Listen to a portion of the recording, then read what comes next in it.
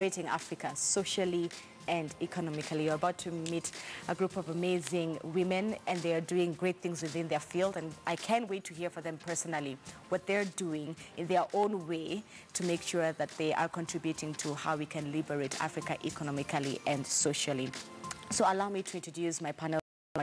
So closer to me, I have Nyakan Munyeki. She is the founder and CEO of Timeless Women of Wonder and convener of the Timeless Women's Conference, which is taking place in February. We'll share details later. I have Dr. Catherine Ichoya at the center, and she is the CEO of FEMCOM. FEMCOM, to be specific, is the Federation of National Association of Women in Business in Eastern and Southern Africa. So I can't wait to hear how she's also handling that aspect. And on my far end, I have Faith Vich. She is the founder and CEO of Global Women's Social Enterprise Denmark. Ladies, it's so good to have you with us here this morning. Good morning. Good morning. I think it's amazing. I love it when I see a group of women like this coming out and saying that they also want to tell their part of the story and how they're contributing to society. So liberating Africa socially and economically. Faith, I'll begin with you as I come down. When you think of liberating Africa, what image comes to your mind? What is your vision for Africa? What is Africa for you liberated? How does that look like? What is that picture for you? I think that's a little bit of an unfair question. Right. Go ahead. Because Africa is so complex. Yes. And it's extremely rich. I don't think I can put how I perceive Africa in words. Mm-hmm. But just to give a little bit of an inclination of my thoughts on Africa and liberating Africa, I think I see a continent where people, all Africans from all walks of life on the continent work together and come together, be it socially and economically. I see an Africa where there are no trade barriers and a more expansive and strong inter-trade relations. I see an Africa where, you know, there is a more inclusive freedom of movement, where Africans don't need to apply for visas, for example, to go and visit other countries. You know, that kind of African identity that is collective. I see an Africa where the youth are able to relate to other youth on the continent and understand the different cultures, languages, and so on and so forth. So that's my vision, how I see it. I see it as a collective continent where we actually interact with each other and we have strong human relations, intercontinent, be it trade, culture, economics, all around. That's your picture for a liberated Africa. Yes. I love it. One of togetherness, inclusion, where we embrace our differences, our culture, our diversity, and of course our extremely extraordinary rich history. Yeah. Dr. Catherine, what is your vision? What is your picture of a liberated Africa? One is where women are included in all the sectors. And when I talk about women, I'm talking about women at all levels, beginning with our women in the rural areas. Yeah. Have we forgotten our women in the rural areas? We have forgotten that they are the ones who are feeding the continent of Africa. We are the mothers of the continent. And being the mothers of the continent, we want to work closely with our mothers and our young ladies like you to ensure that we are going to liberate the continent together.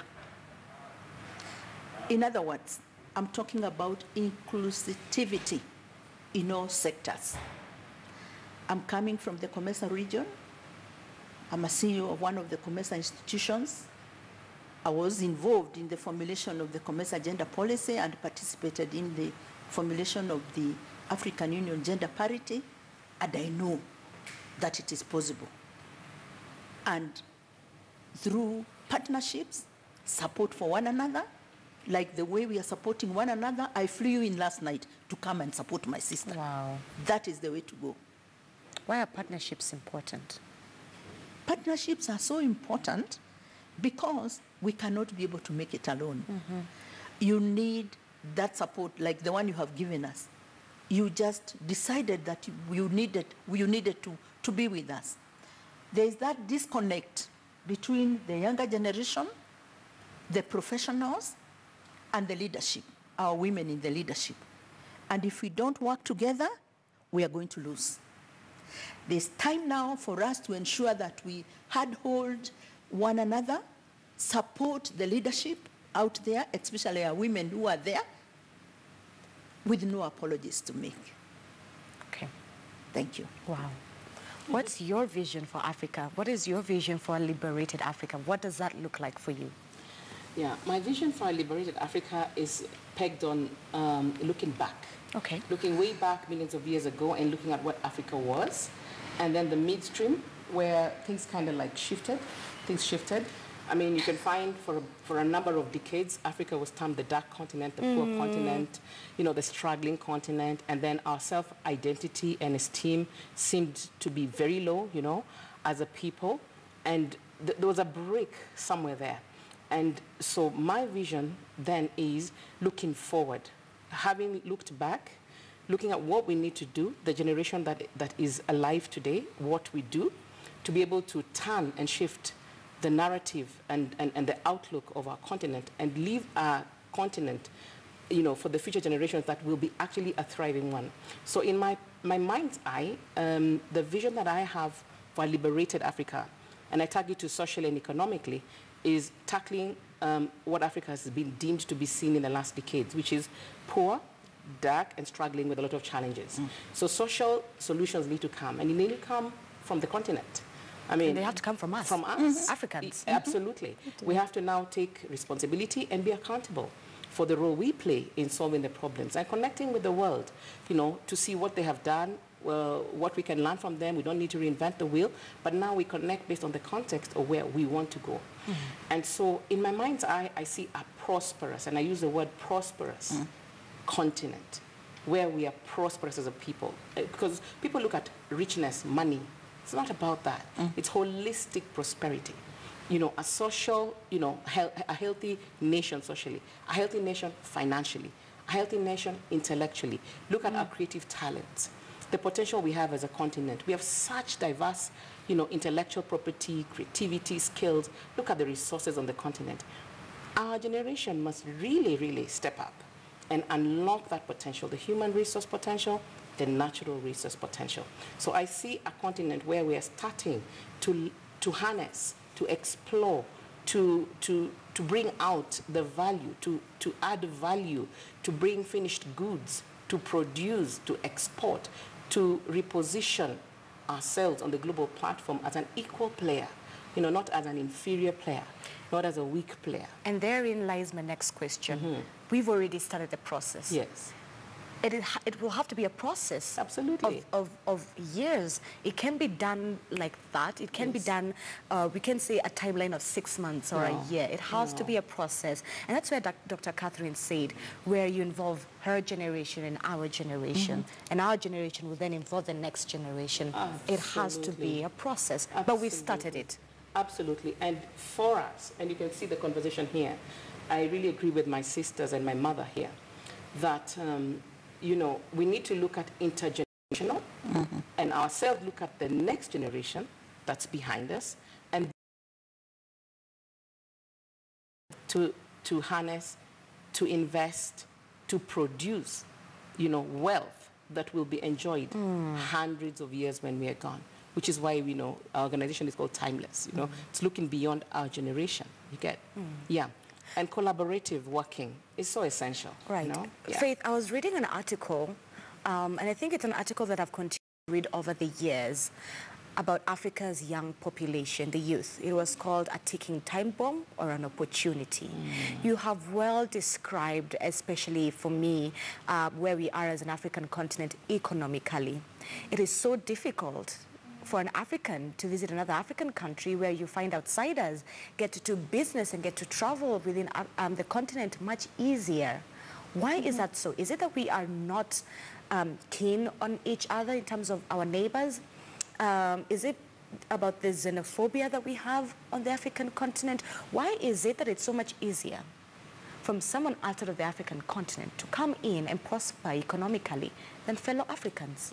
And here we are talking about liberating the continent socially, and economically? I think when I look at the way we relate to each other on the continent, when we meet other Africans, I've observed that we know very little about each other. Right. And I will just give a small example of the European context. Even within Europe, with their EU free movement and all that, they also sometimes disagree because they have very different cultures. And sometimes you'll see the back and forth between the different EU countries. And so I think it's important in Africa, if we're to be welcoming, you know, we need to know each other a little bit better. We need to understand each other. I think people tend to be more inviting to the people that they understand and they can relate to. And I think I'm an advocate for education. I think that for economies to do well, they need to really invest in their education.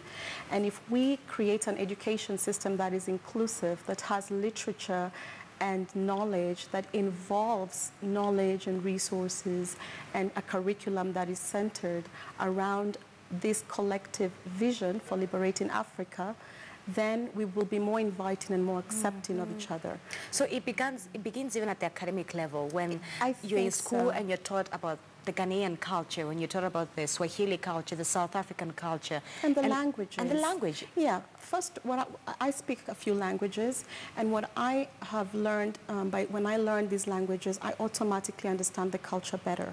Because there's certain things that you can't translate from, for example, Kikuyu or Luo into German or Danish. So that will automatically just you'll make a deep dive into the culture. So I think, for example, it would be interesting for a Kenyan, just when they speak, for example, Igbo, Hausa, or Wolof, they will, I guarantee you, automatically start to understand the culture, the nuances, the different things that go unsaid that you don't have a translation in Swahili, for example, and vice versa. So we need to start by learning and appreciating each other. Yes, and also have a curriculum and education that is focused on a collective vision. Right. I think when we put together a curriculum, whether it's public or private school, I think we should take into consideration why we are putting together this curriculum and what purpose does it serve. So why and for what? And this way we'll be able to know that we're working towards a vision. So when we put together languages, the math, why this kind of math process, sciences, I'm an advocate for STEM because I think it's important in innovation, in understanding technology. And Africans are really amazing. They're bursting with ideas. And I think if we just put everything into perspective, I think we can have a very powerful and strong collective vision and achieve it. There's something you say that really caught my eye. And that is the inclusivity of also women in the rural areas. Have we women, we learned women, we women in the city, forgotten about the women in the village and empowering them? Have we left them behind? First, I want to, I'll answer that question, but I want to build on what she has talked about. Please. And the question you asked, having coming from a regional economic community, COMESA, which is the largest regional economic grouping right now. We are 22 countries. Because the first and foremost is to acknowledge that we came from a very different policy environment, which was set out there by outsiders for us. It is now that we are realizing that we cannot be able to walk alone. And the good thing is that our leadership at the heads of states level, through African Union, have actually come up with policies. They are in place to say that we need to move together. The policies are in place. The challenge that will be there is how do we implement those policies? Right, from paper to... From paper, translating them into actionable activities. This is where we are here. This is where she's saying, how do we liberate? How do we ensure that those policies are translated into activities that will help us? It is us to do it. The leadership has already done it. So we have to take that mentor and move forward. So let me put back the question to you. What is COMESA doing? COMESA, good, that's a very good question that you have asked. And you would have wanted to ask me even what I'm doing. COMESA has various programs.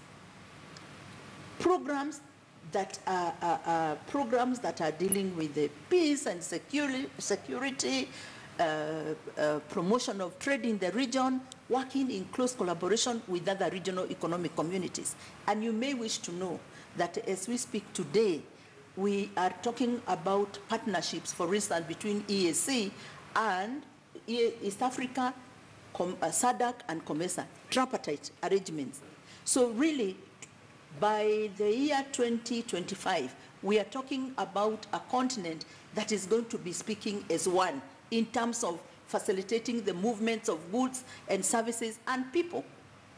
And I must say that West Africa is very advanced you have seen our women from West Africa who are trading very smoothly among themselves. That's where we are going to get. So what we are now saying, and that's why I embrace this idea that we are having with my sister here, is to say, how do we make sure that we move together with our women, even those women who are in the rural areas? Right. I'll give you a quick example. Kenya is doing so well. With the devolution system, we already have the structures in place. It is a question of now supporting the leadership, supporting our women who are there, supporting our women wherever they are, and the men, and the youth in particular, especially in the area of technology, to be able to work together to advance this agenda. You can imagine if, for instance, I want to give you an example of one of the projects that I'm pushing, cassava, for example. Please. Cassava is one sector that we can actually promote. Whereas you are saying you could have our women who are growing the cassava in areas where cassava can be grown, and our women who are in business, who probably would be off-takers in business, working at a PPP, public-private partnership, which we are already beginning to do, to ensure that those linkages are there. So you can see the role of the younger generation. You can see the role of our mothers. You can see the role of the transport, those in the transport industry, even if they are borders, because you have seen what they are doing at the border level. You see, so those linkages are the ones we are saying we have to make sure that we provide leadership in that area, all of us, supporting our women who are out there and ensuring that we're using these structures and the policies that the government has put in place. Dr. Catherine, I can see you're very passionate not only about Africa economically, but your generation and my generation. Yeah. Why is mentorship important? You are very important because, you know, with these computers, I probably grew up as a bank manager. But even up to now, I still struggle with ICT, which is very different from what you are doing. At this age in time, we cannot do without working with you. You are faster. You look at what is happening like I said, in the area of technology, across the board. If you are talking about solar energy, whatever you are talking about, including you, the mere fact that you immediately decided that you needed to support us, we need you. We need to work together. But the challenges that we realize that it's happening, and I think you bring it out, is there is that disconnect. Between your generation and my generation. Yes. And we have to deal with it. And I'm sure she's going to address that. I'm coming to you. Faith, I was seeing you nodding in agreement. There's a disconnect between the two generations. How do we even begin to bridge that gap to make sure that we are contributing to what we're discussing, the liberation of Africa socially and economically? I think we have to improve on our human relations and how we communicate with the youth. They're speaking really loudly, but it's almost like nobody's listening. So I think we have to work on listening and understanding what they're really taking, what they're telling us, whether it's verbal or non-verbal. We have a youth population that is enviable to a lot of countries and economy. And it would be a really sad story in Africa if we put this wealth and this resource to waste. Okay. They're brilliant, they're busting, and I think the responsibility of her generation it is really their responsibility to put their best foot forward and bring the youth on board and embrace them, and also transfer that knowledge and skills so that they're equipped to be able to tackle the challenges of tomorrow, like with the theme to liberate Africa socially and economically. She has really painted out the issue of the disconnect between both generations. What other challenges are there that we are facing as an African continent that is prohibiting us from actualizing the dreams, the visions that I began by asking all three of you, what is your vision for a liberated Africa? What does a liberated Africa look like to you? So what are some of those challenges? I'll speak to them in part, and we'll tie into what Dr. Catherine has talked about in faith. Number one, our values, okay? Right. Our values, our identity. Okay, our mindset, the way we work very disjointedly, and we have an unhealthy competition rather than a collaborative approach. Right. So you find that, and then our planning system, we plan on short-term cycles instead of long-term. If you look at the very developed nations and the world superpowers, they don't plan anything less than 50 years. They plan 50 to 100 years out. So they're looking generationally, they're looking at building gains, they're looking at structures that will carry forward what has been done today across all spheres, across the cultural, social, political, and economic. So it begins with us changing our mindset. Absolutely. And then planning for 50 years. Absolutely. Long term. Long term. And working together. Because you see, the role that each sector and each group of people, spheres of influence do, is important to the bigger picture. What government is doing to eradicate poverty is important, and you find the development agencies, the development world is also trying to eradicate poverty. It's money, it's time, it's efficiency, that's involved. So if we're duplicating money and time, we take shorter and we are forever reinventing the wheel. You're behind the conference that is coming up. Yes. And this is an all-women's panel, and that's fantastic. Yes. But what's the role of also men? In fact, when I'm looking at, what we want the continent to be doing, to be able to grow forward, you're looking at the mindset, you're looking at the way we work, you're looking at long-term planning, and then you're looking at inclusivity. So when we looked at inclusivity, okay, you found that a lot of areas of development, men are leading in those, politically, culturally, economically, and religious. Most of the leaders in those spheres of influence and at the decision-making point are men, which is okay. The thing, though, is when you're playing a game with 50% of the team, it takes a longer time to win. So when you bring the other half of the team in, you can win much faster, much quicker, and all of you have a greater gain. So with the Timeless Women of Wonder organization, when we set it up, we said, let's bring in women into the center of development alongside men. Now, it would not be strategic at all to be pushing forward, women's empowerment, women's inclusivity and inclusion without having men involved in that. Otherwise, you're duplicating and actually working against the gains for women. Why? Because men are really at the centers of power. They're the ones who are making the decisions, signing on the policies, he who has the gold makes the money. Releasing. Of course, that's exactly it. Releasing the finances. There's no way you're actually building things without money and without resources, right? Yes. So we have men at the center of everything. And what we're talking about, you'll find, it forms the center of what we have in the conference. It's a 3-day conference. You're looking at bringing in men and women leaders, top from all over, okay? And having conversations such as this. She alluded to mentorship. We looked at the multi-generational gap. And you find the leadership of today, the mid-leadership, the people in their 35 to 50. Then the older ones, there's a gap because this generation that's between 30 to 50 mostly, have sort of made it, kind of experienced, think they know it, and we have stopped to learn from what they have done, what their experience is, the knowledge that they have, and tap into that to make our life much simpler. The younger generation, the youth and the millennials, they're a microwave generation. They want everything quick. They're not patient. My generation. Your generation. Okay. Okay. A bit impatient. And so the mentorship is something that actually we're putting together. Yeah.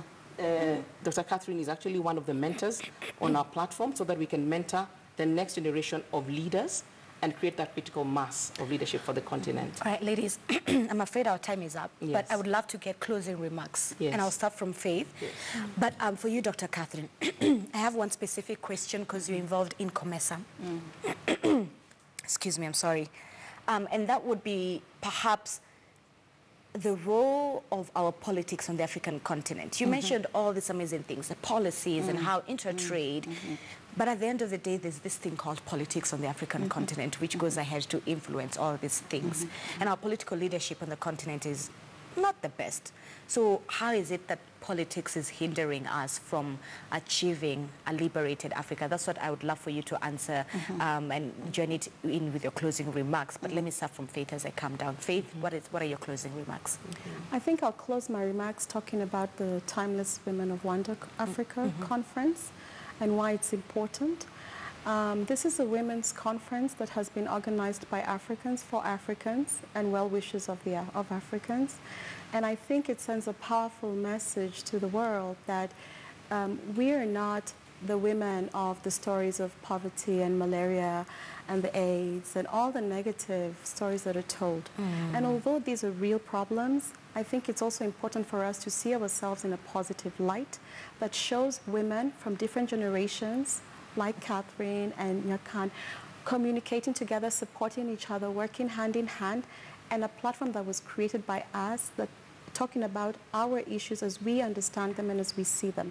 So I think it's a really commendable initiative, and any woman who wants to join in supporting each other, whichever sector, I think you come in where you fit in and just contribute whatever you can contribute to liberation. So I just want to thank Nyakan for creating such a platform and an initiative.